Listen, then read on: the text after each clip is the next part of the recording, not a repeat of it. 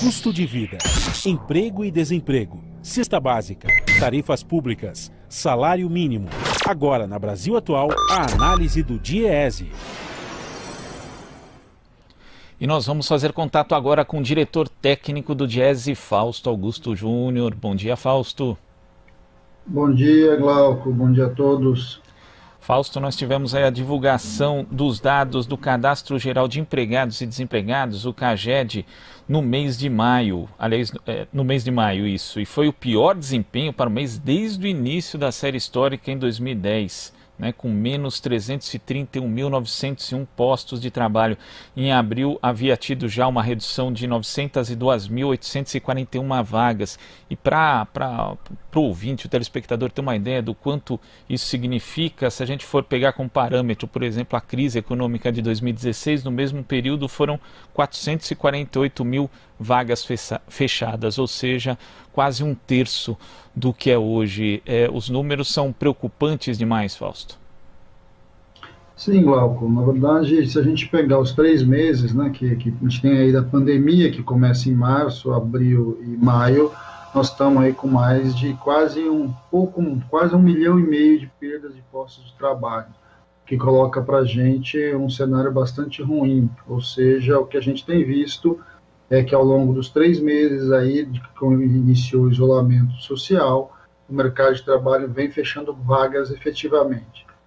Nesse caso agora, os dados que saíram são os dados de maio, ou seja, ainda a gente tem que olhar do que vai acontecer em junho, mas os dados de maio já indicam que também quase todos os setores perderam empregos, ou seja, indústria perdeu emprego, comércio e serviço, no qual o serviço perdeu mais emprego. O único setor ali que contratou neste mês foi a agricultura. Isso coloca para nós uma série de desafios. O primeiro deles é tentar compreender quando é que o mercado de trabalho vai parar de perder vagas. Nós temos que olhar agora o que aconteceu em junho, olhar aí como é que a gente vai entrar aí o segundo semestre. Mas tudo indica que a gente está aí, vai terminar o primeiro semestre com um dado bastante negativo do ponto de vista da criação de postos de trabalho. Não é novidade, A gente já sabia que no começo do ano a gente já iniciava a economia no cenário recessivo e isso avançava para os meses seguintes. Como não teve recuperação, ao contrário, a pandemia joga a economia para baixo, em especial com a questão do isolamento social, com o fechamento de diversas atividades. Era de se esperar que você perdesse empregos. Nós estamos caminhando aí muito provavelmente para esse ano com a maior derrubada do PIB da nossa história, e os desempregos e o emprego vem perdendo força já há algum tempo, e esse é mais um dado que mostra isso. A grande questão colocada, Glauco, é como é que nós vamos sair da crise e até que ponto, em que momento nós vamos começar a gerar algum tipo de posto de trabalho. Do ponto de vista do dado, o CAGED é importante porque ele mostra para a gente o fechamento das vagas formais, e as vagas formais são, de certo modo, o ponto mais estrutural da organização do nosso mercado de trabalho. A gente já tinha visto, já tem falado, do ponto de vista da economia em geral, a pandemia ela aumentou e colocou, e a perda de renda do setor informal foi muito imediata, foi relativamente rápida, iniciou o processo de crise, a pandemia, você já viu ali a desestruturação no mercado informal, e agora o que a gente está vendo é, mês a mês, um conjunto de perdas de emprego desde o núcleo duro do mercado de trabalho. Isso, inevitavelmente, tem consequências em toda a economia. E, Fausto, quando a gente vê, por exemplo, essa queda no setor de serviços, menos 143.479 vagas, a gente sabe que é um setor que funciona muito na base da demanda, ou seja, se tem demanda, consegue vender, se não tem, não vai vender, o negócio vai fechar.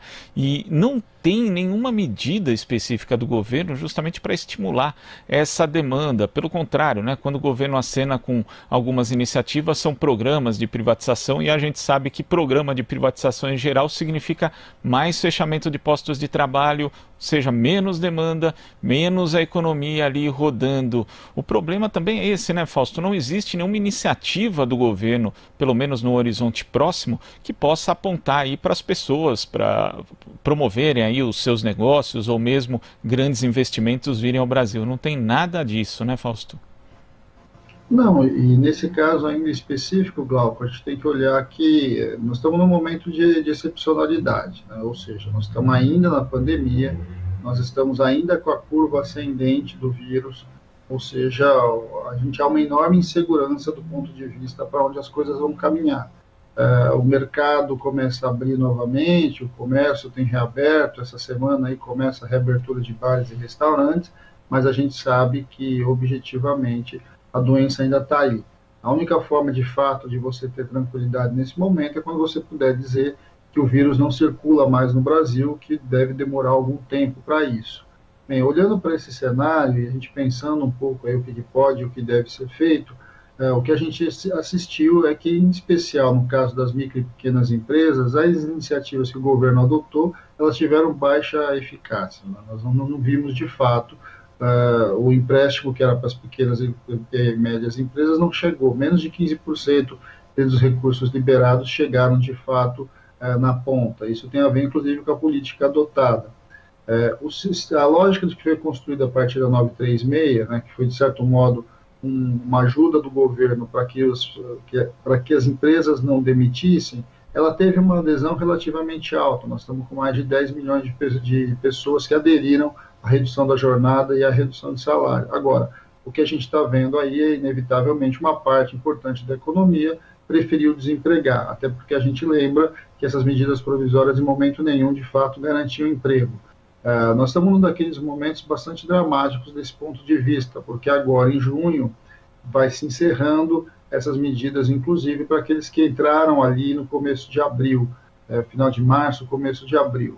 O que o governo ontem apontou é que talvez haja uma renovação, ele afirmou que mas o decreto precisa ser assinado, o que pode trazer, inclusive, mais insegurança para os próximos meses, aí, do ponto de vista da criação ou do fechamento de vagas de trabalho. Se você não renovar as medidas que estão vigorando hoje, a tendência do esfriamento e do aumento da demissão é maior. Na outra ponta, a gente sabe que redução da renda, aumento de demissões, impacta diretamente ali o mercado, objetivamente. O comércio, a circulação de mercadorias diminui, porque a renda média das pessoas diminui e a insegurança aumenta. Então, a gente já entra no segundo semestre, eu diria, com bastante insegurança do ponto de vista para onde vai a economia do Brasil. E aí, Glauco, não tem jeito, né? Ninguém faz investimento, seja de um lado, seja do outro, basicamente baseado em uma ideia de onde o Brasil pode ir, uma vez que ele sequer saiu da própria pandemia. A tendência nossa para o segundo semestre é um segundo semestre bastante frio do ponto de vista econômico, uma vez que as expectativas ainda não estão definidas, né? O governo ainda não colocou, de fato, um programa de ação que possa puxar a economia, não tem nenhuma medida mais efetiva do ponto de vista de geração de empregos, não tem política ativa de geração de empregos. A gente vai ter que assistir aí como é que o setor privado e o mercado vai reagir. A gente sabe que o histórico é que, nesses momentos, ele fica parado, ele fica esperando para ver o que vai acontecer. Tá certo, Fausto. Muito obrigado pela sua participação aqui no Jornal Brasil Atual e até a próxima. Até a próxima, Glauco. Bom dia a todos novamente. Bom dia. Conversamos aqui com o diretor técnico do Diese, Fausto Augusto Júnior.